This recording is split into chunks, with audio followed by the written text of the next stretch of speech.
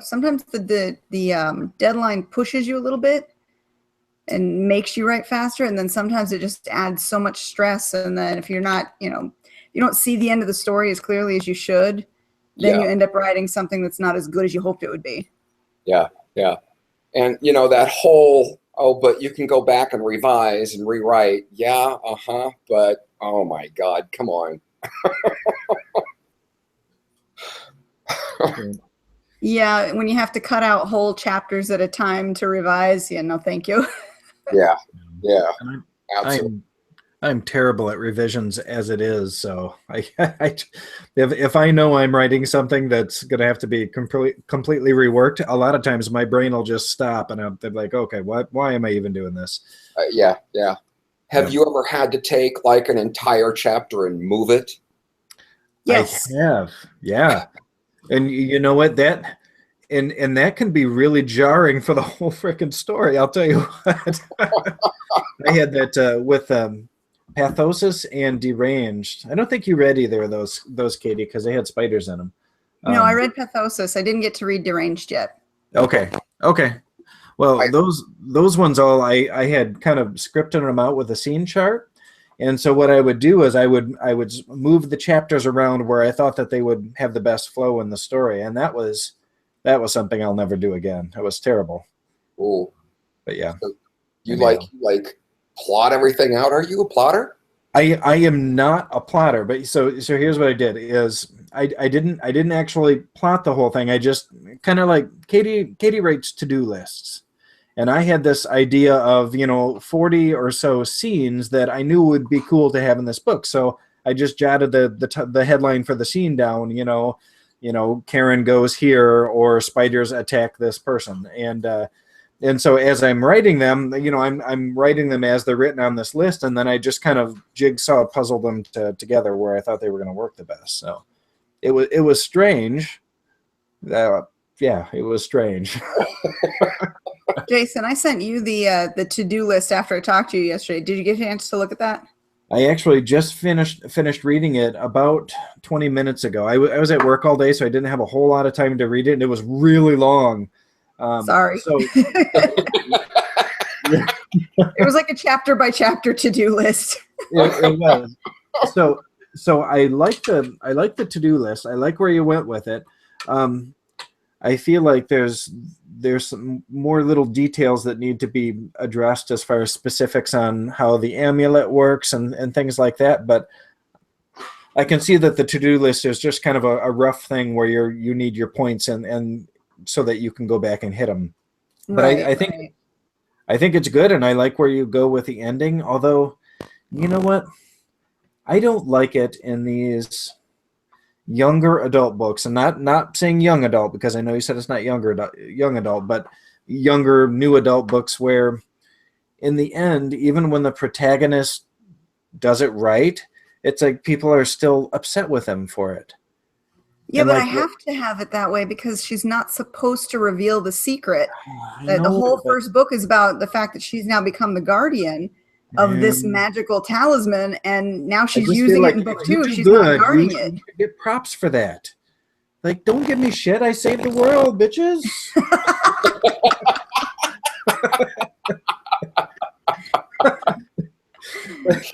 But anyhow, that's my take. I always feel like the protagonist gets kind of crapped on by her peers, and I know that's conflict, but. What if she gets crapped on by Ava, but she gets props from Gray, who is usually very antagonistic to her?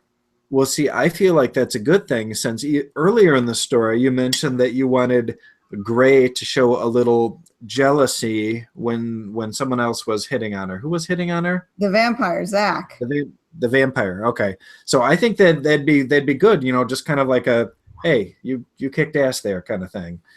And then third book, that's when the cheap electronic music starts up, and they're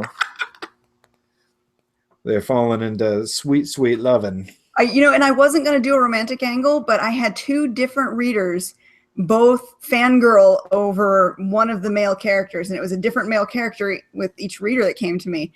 And I thought, okay, well, I guess I could play the triangle angle without having it be heavy in the story. just to keep some of the ladies happy. Now, so Always have that stuff though. For some reason, I don't know why, but for some reason, it seems like there always has to be some romantic angle in a book. for Mhm. sure, for sure, and I think definitely based on who you're targeting here, which is 17 to 25-year-old women, I think that they like to have a little bit of romantic element. But one thing I don't agree with is the stupid freaking love triangle. I hate the love triangle so much. And I understand that it's really popular and people love the love triangle. I don't know, I just can't stand it. I always feel like someone's being betrayed. Like, I suppose the biggest one in recent years that was popular was the whole Twilight thing, Poor You Jake. haven't gotten over Jacob, have you? Well, I don't like the love triangle because if you're committed to someone, you're not supposed to be screwing around with somebody else. Even if it's just emotional flirting, you're still cheating. That's not okay with me. Oh wow. Oh Yeah. wow. Not even a tiny attraction. Not even a tiny bit. No. Oh, As soon as There's really? no gray area. you feel that attraction, you're supposed to take your belt off and whip yourself with it to purify your soul. Like the monks of old. That's right.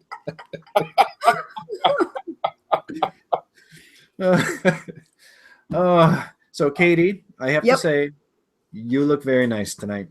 Oh, well, thank you. You're Thank doing. you. I'm I wearing like my Darth Vader tonight. I am absolutely in love with that hoodie. It's awesome. Very, very cool. Have you gone out and seen the new movie yet? I did. I went out and I saw Star Wars. That's why I'm wearing my Darth Vader today. It's in Was it honor of good? Star Wars. Was it And good? Don't spoil I- anything. I'm not going to spoil it. I see what the screenwriters are doing. I understand why they're doing it. I wish they hadn't gone a certain direction, but I can appreciate why they're trying to do it. Okay. And ultimately, they're trying to bring the new fans into the fold, and they don't want to tell the same old story that we're used to. They want to expand on it with newer, younger protagonists. Okay. But they have to. I mean, Well, they have to. Yeah. I mean, they We're killed getting off Han, moving. right? Yeah. Carrie left the planet for us. Mhm. They have to bring in the new characters. I don't think they had a choice. Well, now overall, did you like it or did you dislike it, Katie? For about, say, 75% of the story, I really enjoyed it. They Okay. did have one meandering plot line that was completely pointless because they needed to give characters something to do.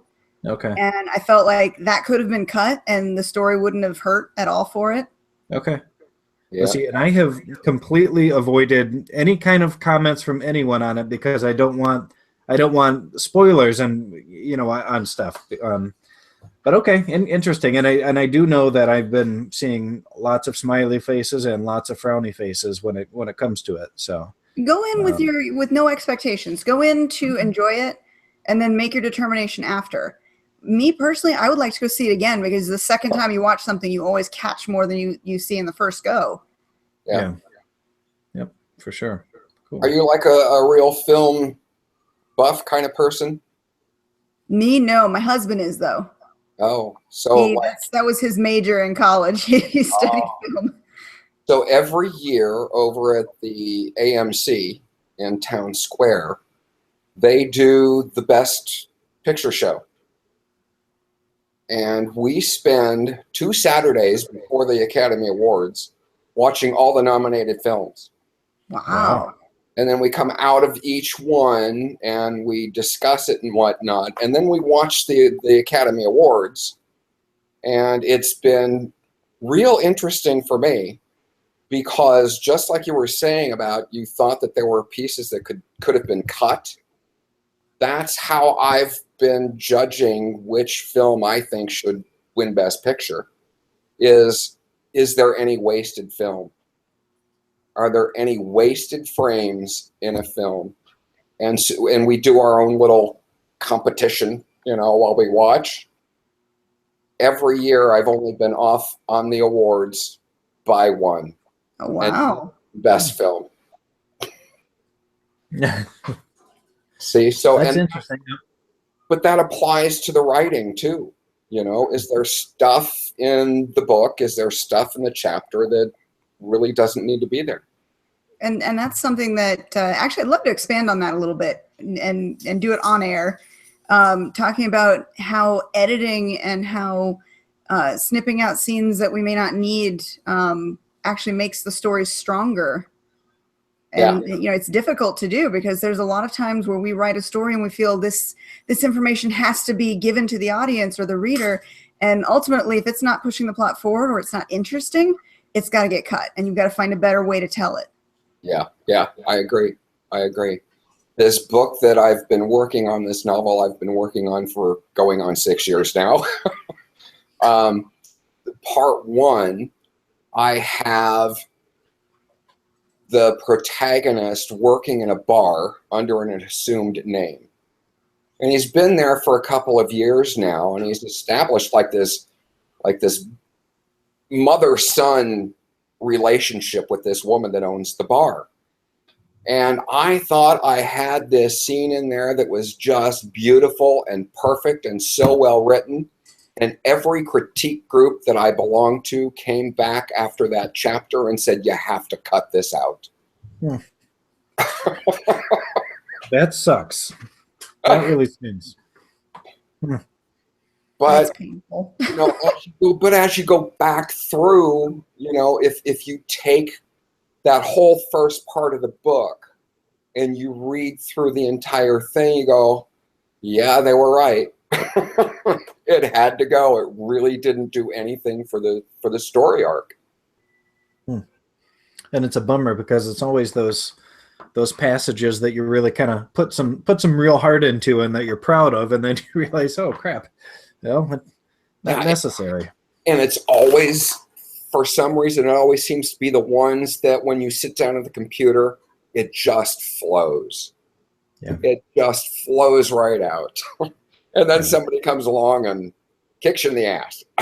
Yep. Those make for good little teasers and stuff to use in marketing to share with your real fans if it's like a series. You know, that's a good idea, Katie. Yeah, I had when we were posting the was it the first 7 lines that were going around a couple weeks ago? Oh yeah. One of my readers who's read the book that that I'm querying out right now, and she knows the storyline, and I had posted the first 7 lines of the next book, the one I'm currently working on, and she immediately asked, well, where's the scene between Sage and her roommate where she unloads her secret on him? And I thought, you know, it wasn't that interesting. I mean, as informative as it wasn't that interesting to open up a story with. So it's going to be used as a teaser when it comes to the marketing. Okay. Right. Okay. I like it. It's funny, as I remember reading that comment when she wrote that. I was like, oh, that's a good point. Yeah, as much as I would have loved to have put it in the story, to open with it would have been such a boring way to open a book. Wow. Well, you better roll us in here, Katie. Okay, I've been recording the whole time, so we've got plenty to switch around in editing. Yeah, that's good. That's cool. Well, because we got on a good roll there, and I didn't want to interrupt us. Yeah, no, that works. That works. Well, so Paul, tell me about what you write. It seems like you and Katie have a relationship already, but this is my first time talking to you. So tell me a little bit about what you do. My 3 traditionally published books are paranormal. They lean toward humor. Okay. They're about ghosts, and they take place in the present day. But it's kind of just like, what is it like for them on the other side? You know, what can they do? What can they not do? Do they still want relationships and that kind of thing? So, yeah. So that and the reason I asked you about moving chapters is because my very first book in this series, I had the editor. Well, let me back up. I originally self-published the book, and I had book 1 and book 2 self-published, and I was at a conference, and they did a first page read kind of thing, and it got pulled and read, and the publisher, acquisition agent, editor looked out over the crowd and said, I don't know who wrote this, but I want it. So that's how the books got picked up by a publisher. Wow, that's freaking awesome. So we're working on book 1, and she said, you know,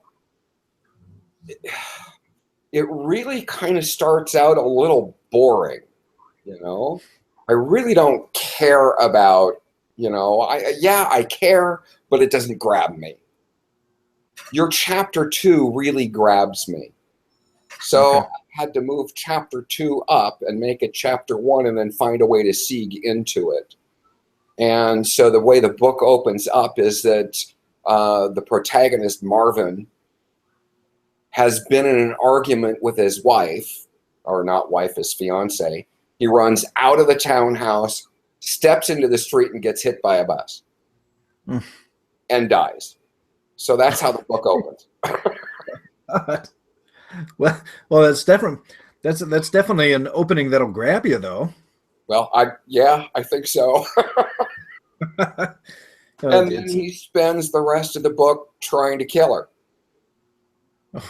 The woman who hit him, or His fiance. He spends the rest of the book trying to kill his fiance. holy crap! So, but you said this is funny, right? Yes, yeah. So it's kind of like if you take the film Ghost and mash it up with the film The Hangover. Oh, okay. So, I like it. It's more of a dark comedy. Yeah. Okay. So is there more to the ghost world then than haunting a person? Like, do they have their own whole society? Oh, yes, they do. And they have their own rules. There are rules over on that side. And that's what gets him into trouble, is because he keeps on trying to kill her. And so they have to convince him this is not a good idea. And without giving away the end of book 1, she does die. No. But, you know, we can't say how. Okay. And then book 2, which is called Jenna's Gang of Deadheads, they spend trying to decide if they're actually going to go through with a wedding, and can dead people actually get married? Oh, okay. So, and what is book 3? I see you've got a poster up behind you. What's the title? Yeah, book 3 is Nathan's Clan of Deadheads, and each one gets a little darker. And they all kind of touch on domestic violence and domestic abuse, but book 3 kind of goes into it a little bit more. And Nathan owns a vast amount of property in West Virginia, and he and other people who possess live people, that's where they hang out and live. And through the course of the book, he gets forced into, because of course taking over live people is a big no-no in the dead world, he gets forced into using some of his fortune to build a shelter for women and children and men. Interesting. Now, so this seems like a really kind of off the wall series here. What inspired this? Where'd the idea come from? Oh boy, you know, I wish I knew exactly where the idea came from. I actually, it's going to sound very odd, very weird, but I actually do talk to and hear dead people. Ooh, really? Yes, I do. Awesome. And so I just, I sat down on the computer one day and I said, well, what would happen if somebody was killed, and they're young and they had the rest of their lives ahead of them, and how are they going to handle that? How are they going to handle that anger, that disappointment? And that's where it came from. Now, do they move on at some point to another realm once they've done their unfinished business or spent enough time on this plane? Do they live out? do they live out what would have been the rest of their natural life in a certain plane and then go? No, no. Actually, in book 2, we have Eleanor of Aquitaine and Henry. They show up. Versace shows up to design her wedding gown.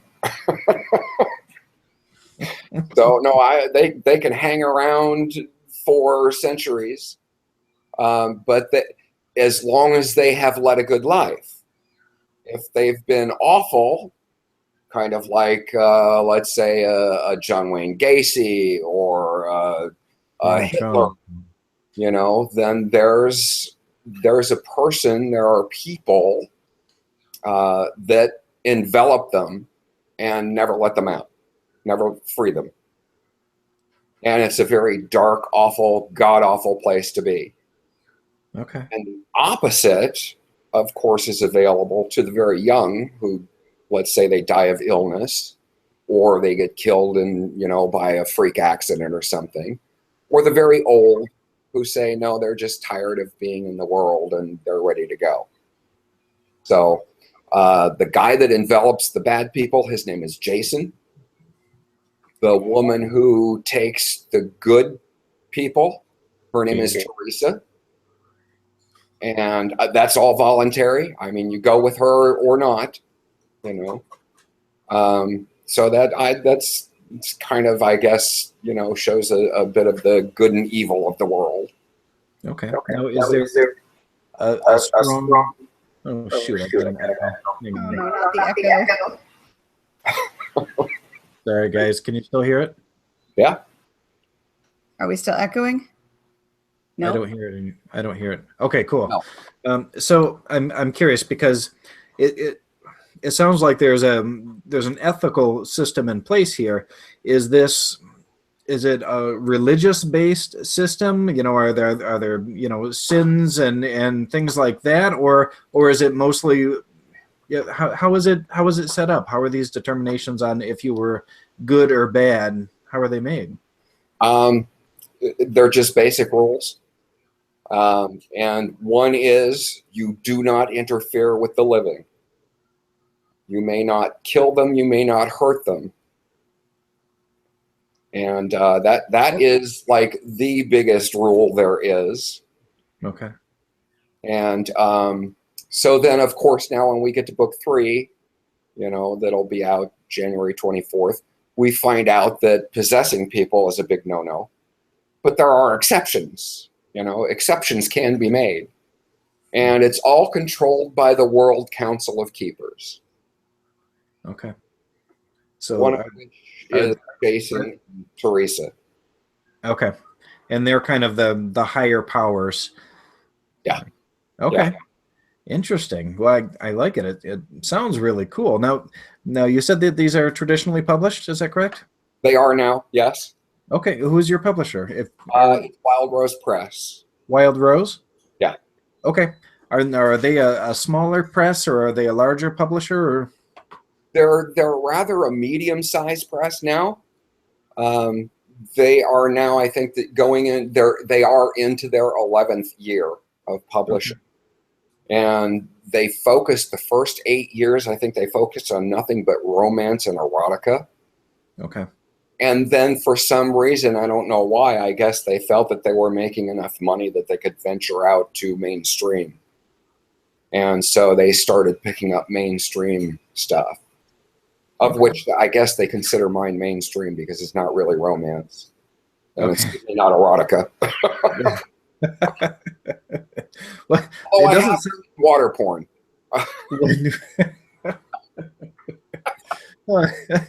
So what have you done in your life leading up to this? Have you always dabbled in writing or what have your careers been? Oh, no, I was in civil engineering for over 30 years. Okay. And as off and on vocation, I was an actor and director and producer in theater. Oh, cool. And did that for well over 30 years. I just gave that up a short while ago. But when the crash came in 2007, 2008, Yeah. my engineering employer decided they were going to let me go, so they did. 3 weeks later, they brought me back on as a consultant and kept me as a consultant until May of 2011. And when they cut me in 2011, I said, now what do I do? What do I do with my time? You know, and besides trying to find another job, which was impossible, you know, falling in that age bracket of, you know, too old to hire and too young to retire, you know. So, well, what am I going to do? So I sat down at the computer and just started writing just to amuse myself and fill time. Okay. And I had the critic for the newspaper in town asked me to read a piece of my writing. So I gave it to him. He liked it. I wrote a play. He came to review the play and gave it a good review. And then he had a friend who had a monthly magazine. And so he told this friend, you need to start doing a column on theater and you need to hire this guy. So they interviewed me. And so I did that for 8 months. I did a monthly column for that magazine. And then this man who set all this up for me, this theater critic, got very ill and passed away. Oh. And the newspaper came to me and asked if I would be a theater critic for them. So I did that until Nathan Adelson bought the newspaper. And so Yeah. got the old boot again. And so now I'm a theater critic for Eat More Art Vegas. Okay. So, Very cool. Okay, so you've kind of had a long history in the creative arts, you know, at least enjoying them. yes. That's Yes. a good thing. And Yeah. you were acting in, now I don't know a whole lot about theater. When you say theater, are you talking about plays or musicals or a little bit of everything? Yeah, plays and musicals. Yes. Okay. And I was a god-awful actor. I will admit it, I was god-awful. That was what I was going to ask, is were you really good? I was god-awful at it. Do you want to do an on-the-spot King Lear? Oh, good Lord, no. But I discovered that I didn't like it well enough to try and hit Broadway. I toured for 6 months with a show, with a musical, and said, oh my God, I can't do this anymore. So I started working for small companies who do like a 3 or 4 week run and it's over. And started directing and really enjoyed that. And did some good stuff. I did some good work as a director. Oh, that's cool. And I think it informs my writing. I think it does, you know. People say they like my dialogue, but I think my dialogue sucks. Dialogue is absolutely crucial. In fact, when I write my first drafts, it's almost always just dialogue. Me too. I swear to God. Yes. You hear Yes. the voices and you're basically just copying down what they're saying, and then if you add in the scenery and what they're doing and the feelings and the stage directions after that. Yes. Yes. Oh, somebody that gets me.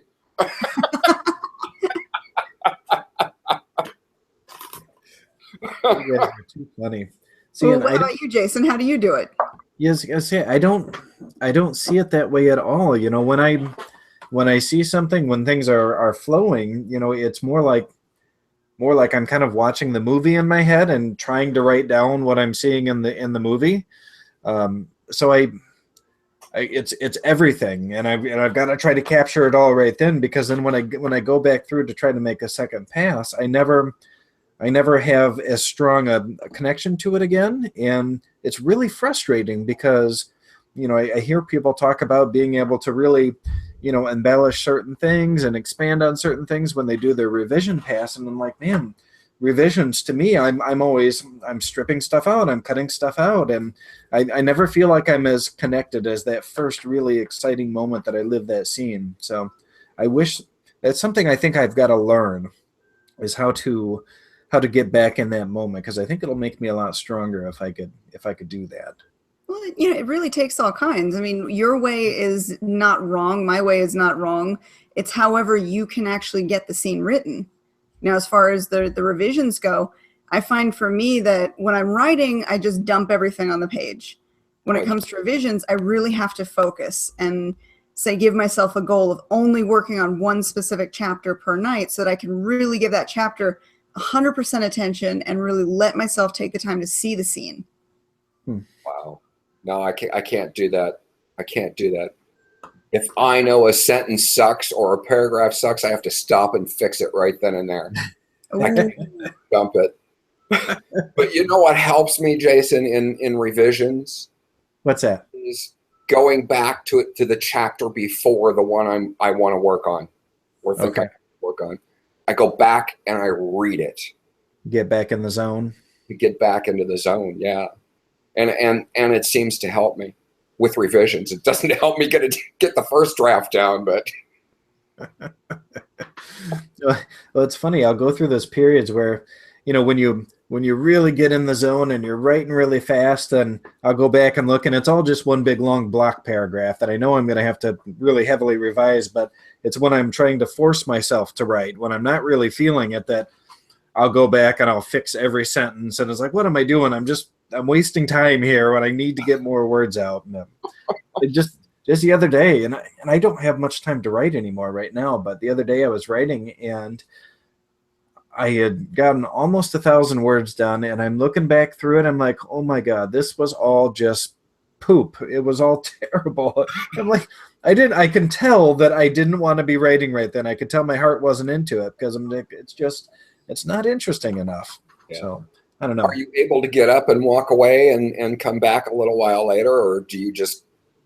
Well, invariably I will come back to it later, because I get frustrated about it. So I'm like, okay, well, I'm going to get this done. And so I'll keep hacking at it until I finally get something where I'm like, okay, now I can be satisfied for the day.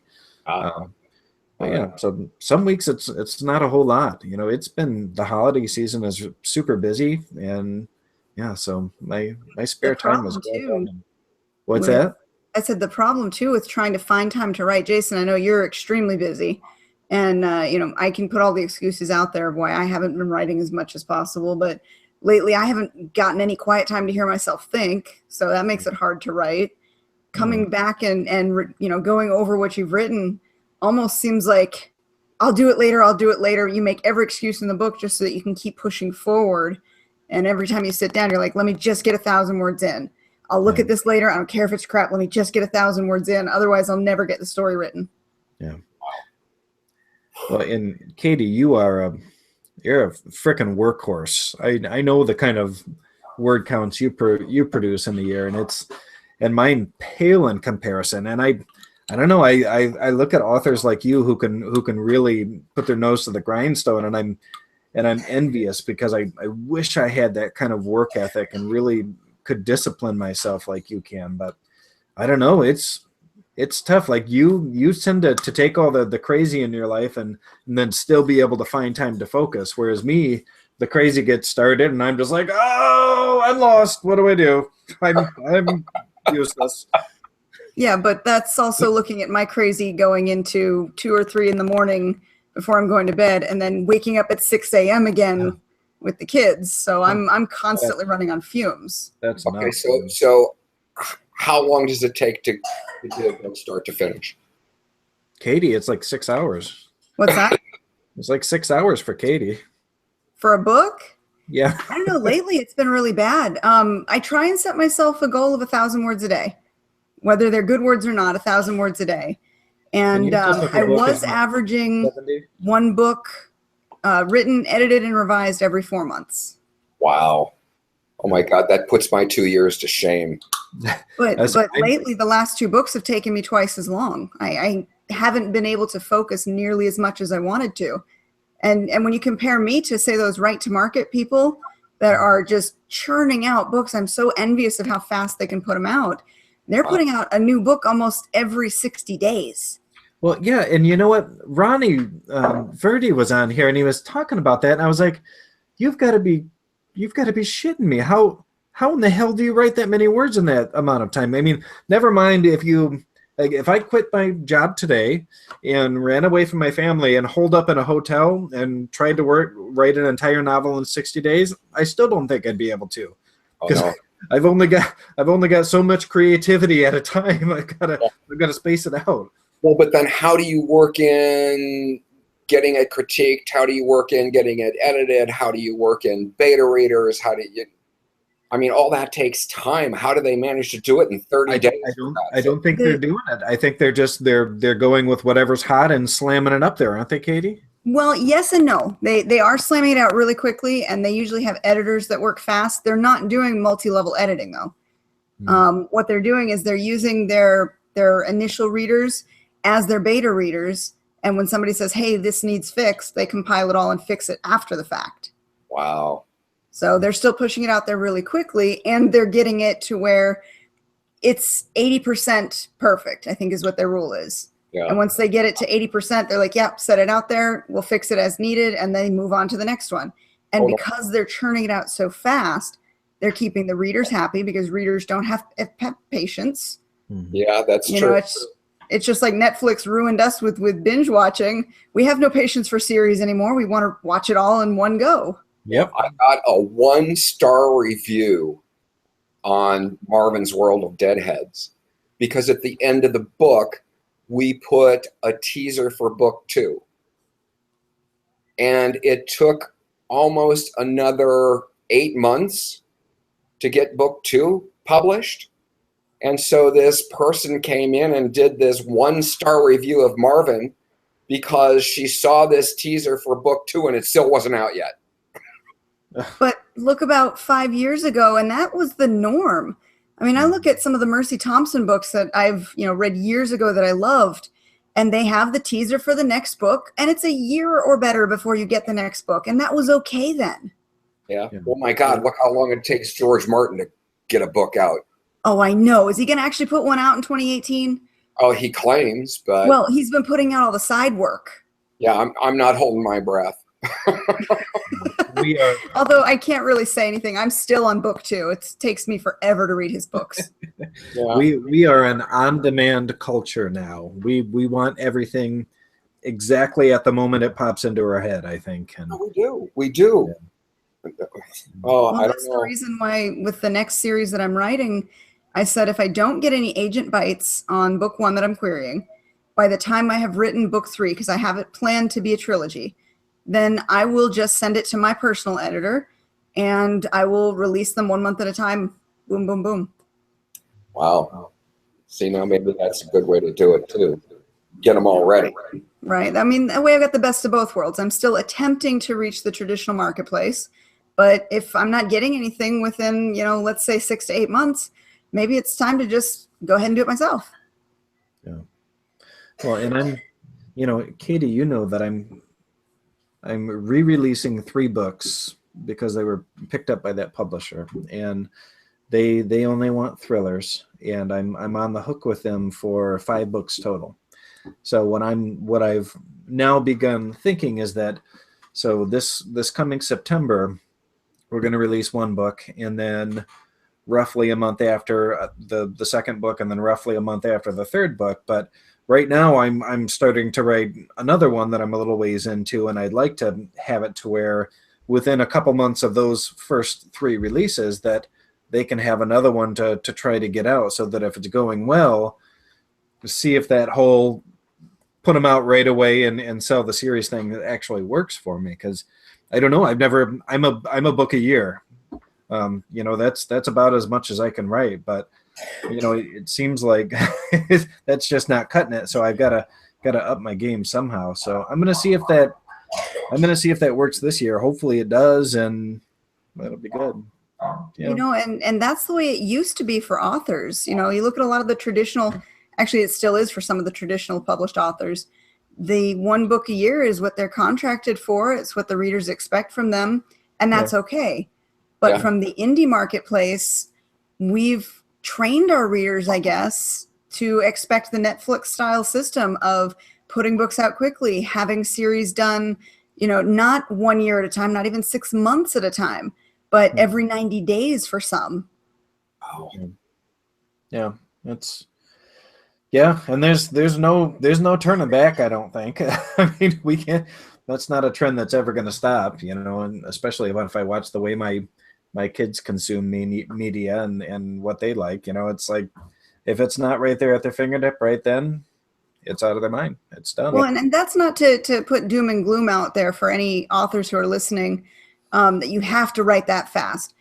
If you build an organic fan base, you will have readers who will patiently wait for your next book, especially if you're active on social media and you're, offering teasers, or you're telling your readers where you're at. If you're open with them, they will wait for that next book, and they'll be excited when that next book comes out. But a lot of people right now are kind of leaning towards that, get them out quicker. Yes. Well, you need real fans, and real good readers. Katie knows I love this guy, because her and some other friends went and picked up this book for me at Phoenix Comic-Con. It's Red Rising, but by Pierce Brown. And I read this book and was so captivated by it that I patiently waited a year for the second, and then a year for the next. And it's like, I'm going to continue to read these. It's not something I'm going to stop just because I had to wait for a little while. But I think it's just, if the readers love it enough, they're going to do that. So you've got to create something that they just really, really love. And maybe it has something to do with the readers you're targeting as well. If you're targeting young adult readers, who are living in a little bit faster paced lifestyle, you may need to produce faster than you would if you're writing for adults. But I don't know. Well, I think that's also where the social media aspect comes in too. Reaching your readers and actually working with them, interacting with them, helps them be patient, or helps amp that excitement up when you do get closer to putting the next book out. I don't know. I wonder if that's behind the recent push for shorter chapters too. Yeah. I mean, I know I'm feeling that. I get this pushback. Well, the chapter's too long. The chapter's too long. You need to shorten this chapter. Yep. And I think maybe this whole thing is behind that too. Now, when you're saying shorter chapters, what average word count are you per chapter? Oh gosh, I couldn't even tell you word count. I could just go by pages. No, if it's more than 5 or 6 pages long, no, the chapter's too long. You need to cut it back. Wow. Some of that and push it.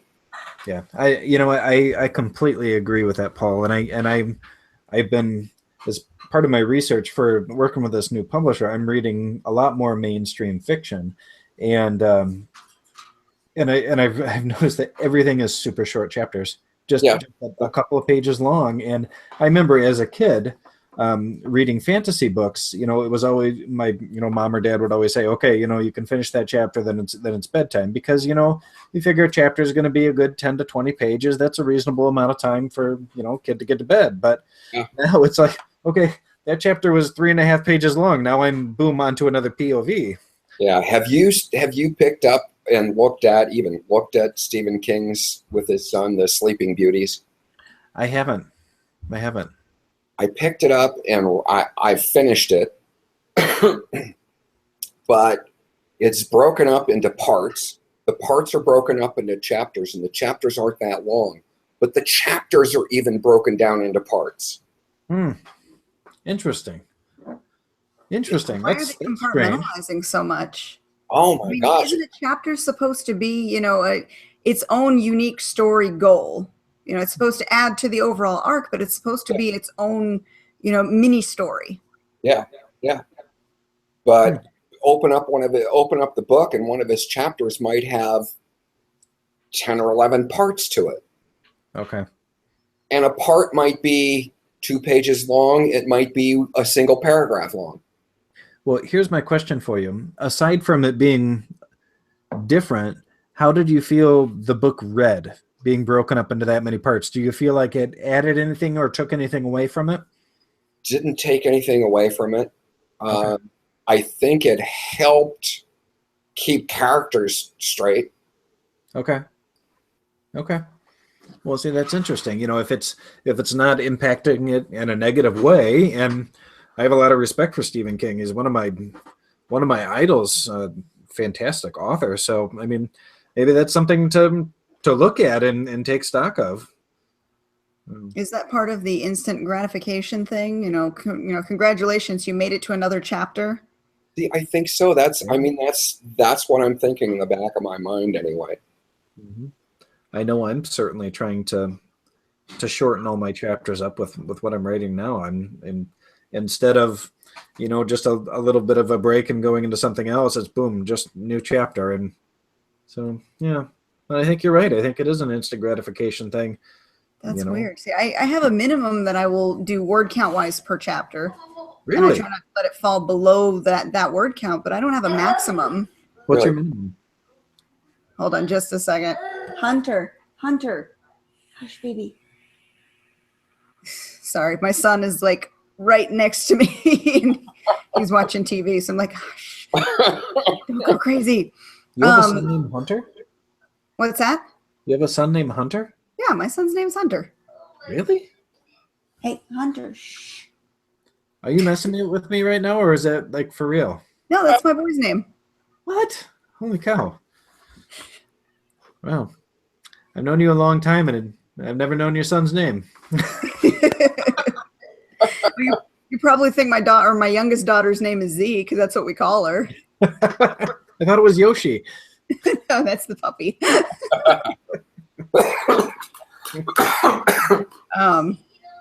Hunter, shh. So what's your minimum word count for a chapter?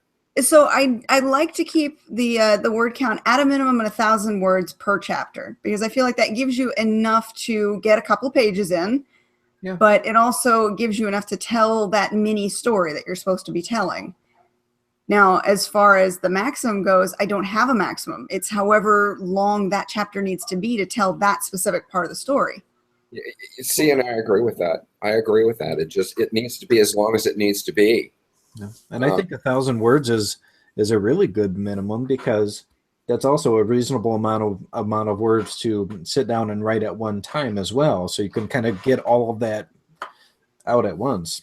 And that's where that came from, because my goal per night is 1,000 words.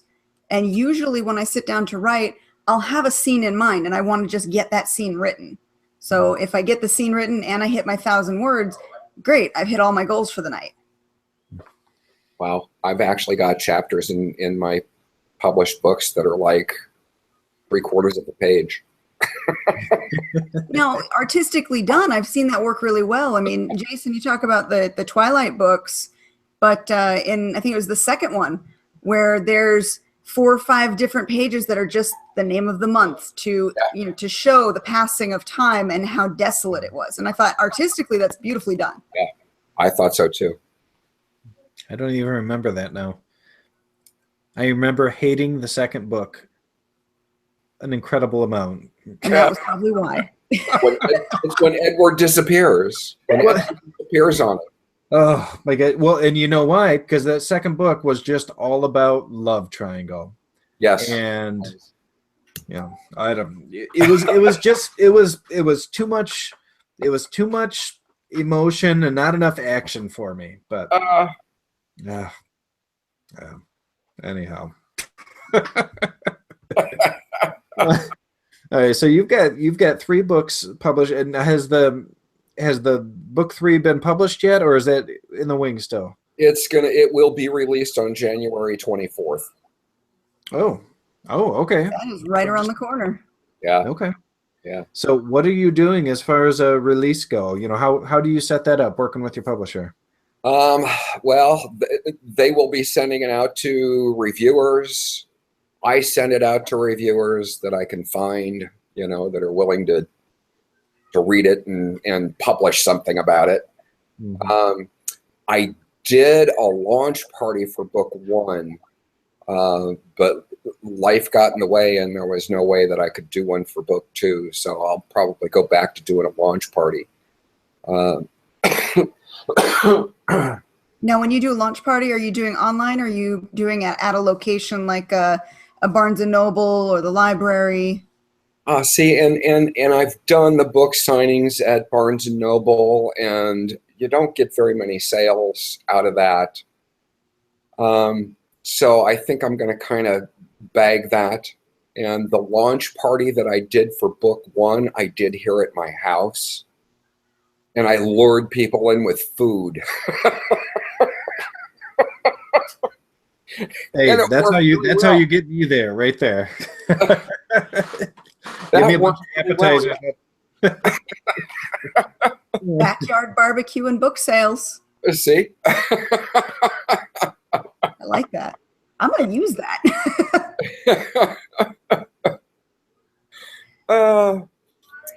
Now, here comes a question that I've always wondered, because I've yet to work with a publisher. And as an indie, we go through either CreateSpace or Lightning, and we have to order our books wholesale. For events like that, when you go to, say, a Comic-Con, when you go to a library convention where you have to provide your own books, how do you do that going through your publisher? Are you still paying wholesale cost?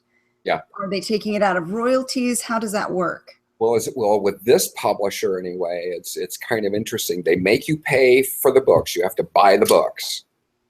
Full price. But no, it's like there's an author's discount. So Okay. getting like a severe discount. For instance, the new book I think is going to retail for $15.95, but at my author price drops it down to like $4 something. But then they pay me royalties on that. Well, yeah, that should still show up as a sale if they had to purchase it too. Yeah. So it's kind of interesting, but yeah. So Now, how often and how easy is it to order books from your publishers?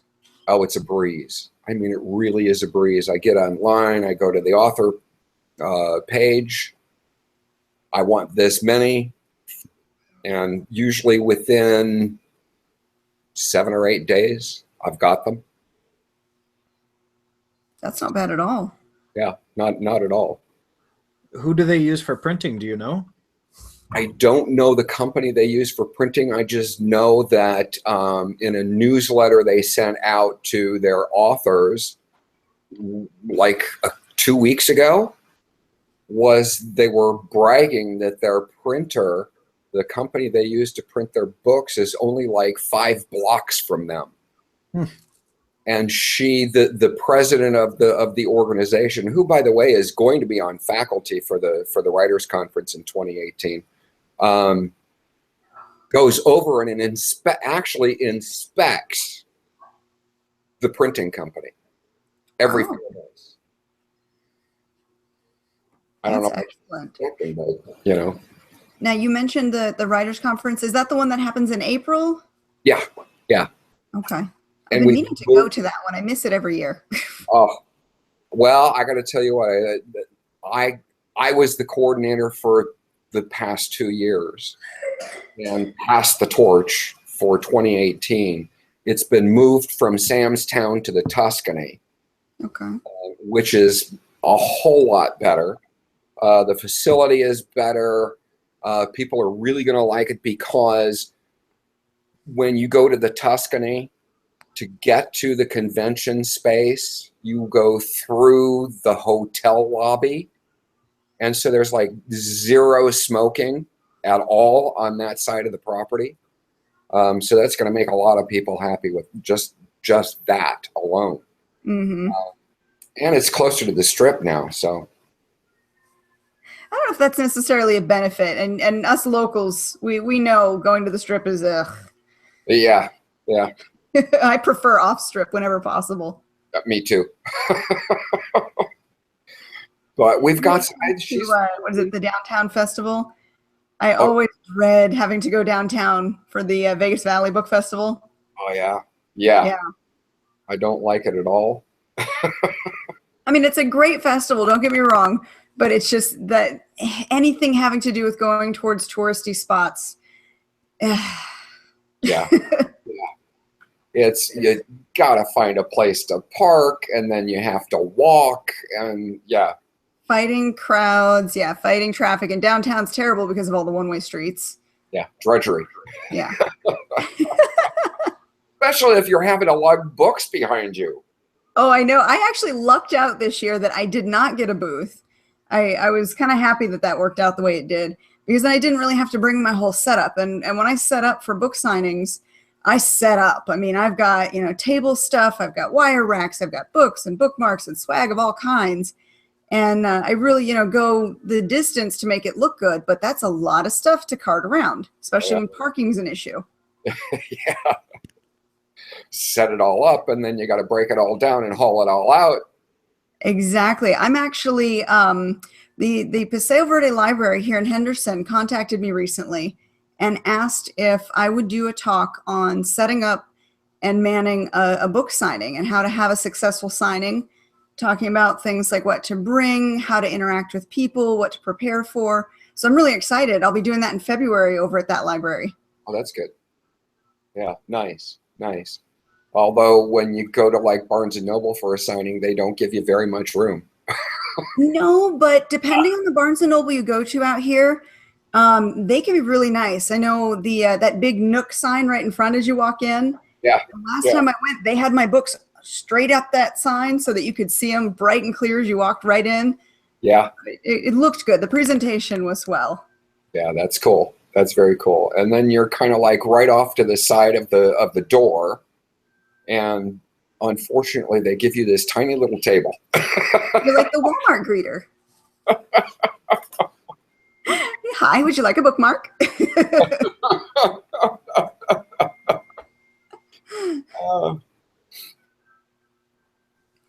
But yeah, it's fun. I like doing a lot of the multi-author signings too. Those can be fun because you get a chance to interact with the other authors. Actually, I think it's a lot more fun.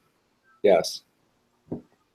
Do you get more book sales that way, do you think?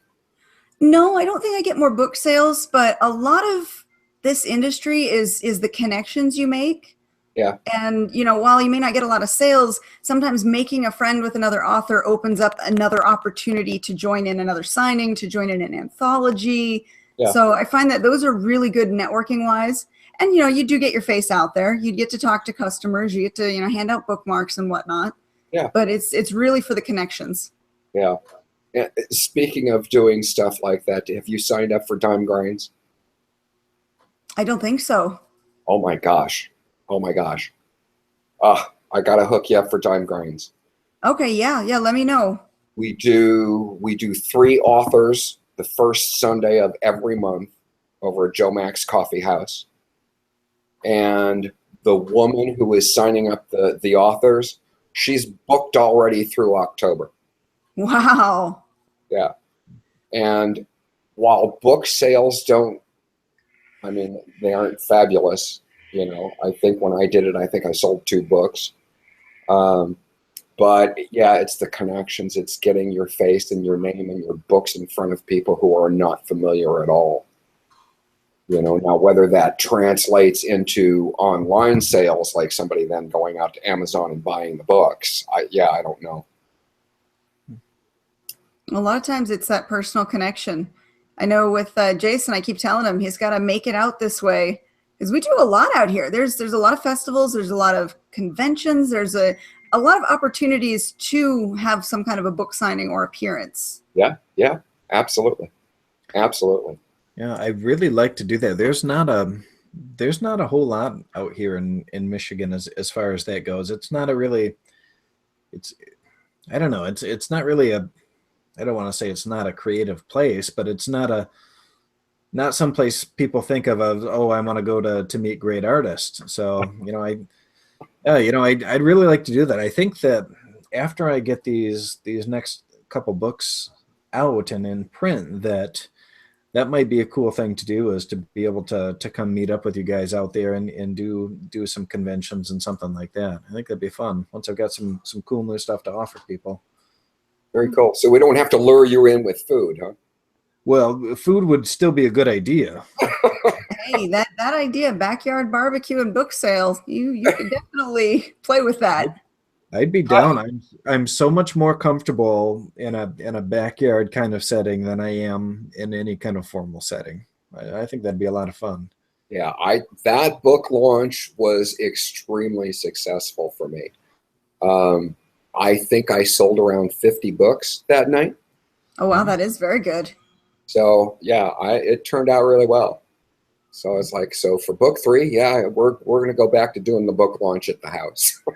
I like You it. almost have to be creative at times when it comes to doing that, because when you do go to author events that are specifically author events, like even the Vegas Valley Book Festival, a lot of times, even though we're not competing with each other, there is that element of competition where people will pass your books up to make sure that they're going to find what they want first. Yeah. And once it's out of sight, out of mind, they may not buy later. And so you tend to lose more sales because if they've passed your booth by, you're done. Yeah. Even though we're not competing with each other. Whereas in circumstances that aren't specifically book related, like let's say the Comic-Cons, for example, sometimes you get a lot of good sales at Comic-Cons because you write something in that fantasy genre and you're talking to people who actively love anything fantasy. Yeah. Yeah, that's the thing I've never tried. Well, Katie, I know it's still early, but I can hear my wife trying to get kids in bed, and I need to go help her out because I've still got to work in the morning, so I've got to get everybody tucked away tonight. So I can't stay for a whole lot longer. But yeah, I think we've hit our hour, so we're doing pretty good. yeah. Was there anything, Paul, that you wanted to specifically talk about before we end our show tonight? Oh no, oh my gosh, go to my website, go out to Amazon, buy my books. Of I love course. the shameless self-promoting. I love it. Nathan's Clan of Deadheads available January 24th on Amazon and at the publisher. And we'll put up links to your website and to the publisher too if you want. And Very cool. yeah, that'll be awesome. Well, Katie, I think that you should actually roll us in and then roll us out. That way we have that later to put into the video. That's right. We completely forgot about the intro. So I'll do the intro, then I'll pause, and then I'll have you do the exit then. Okay. See, we just got going. That's why I just hit the record button. I was like, oh, we're on a good conversation. I don't want to interrupt us at all. No, it was good because a lot of times we're like, okay, we got to stop and then we're going to intro. And then sometimes we never get back to what we were chatting about. Yeah, it completely changes the view. Yeah. All right, well, here we go. Are we ready? I'm Gotta get it to focus on me. Takes a second for the camera to shift. There we go. Welcome to another episode of Spilling Ink, the talk show that takes you behind the book to meet the authors and professionals in the publishing industry. We are back with our Christmas episode. It's 1 week till Christmas. Actually, not even 1 week. It's like 3 days till Christmas when we're recording this. So for all of our viewers out there, Merry Christmas. And if we don't catch you beforehand, Happy New Year. And as always, I'm here with my co-host, Jason. How are we doing, Jason? Doing great tonight. Merry Christmas, everybody. I hope you're enjoying the holiday season. I can't believe how fast this holiday season came on us. Yeah, I hope you're done with your shopping because it's go time now. Yeah, I'm done, but I don't feel done. Who do we have with us tonight? And we've got Paul Atreides with us. Did I say it right, Paul? That's close enough. Close enough. I always screw up names.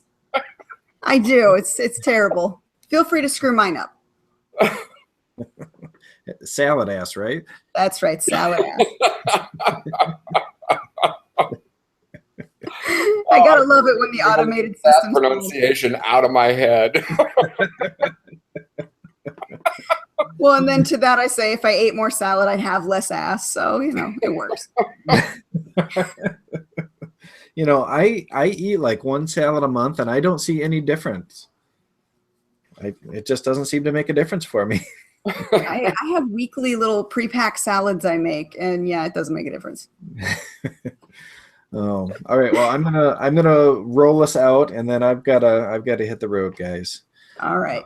All right. Well, thank you for joining us for another episode of Spilling Ink, the talk show that takes you behind the book to meet the authors and professionals in the publishing world.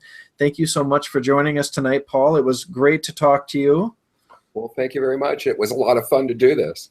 Yes, excellent. And you're going to have to make sure you invite us to your next backyard barbecue and book sale. Oh, absolutely. You're invited. Yes, yes. All I right, even guys. grind my own corned beef, by the way. Oh, Ooh. gee, I like it. I like Yeah. it. I'm there. I'm there. Well, everybody, thank you so much for joining us. I hope you have a very Merry Christmas and a Happy New Year. Be safe out there and have fun, everybody. We'll see you. All right. Thanks, guys. Yeah. All And right. we Have a are good night, done Paul. recording. It was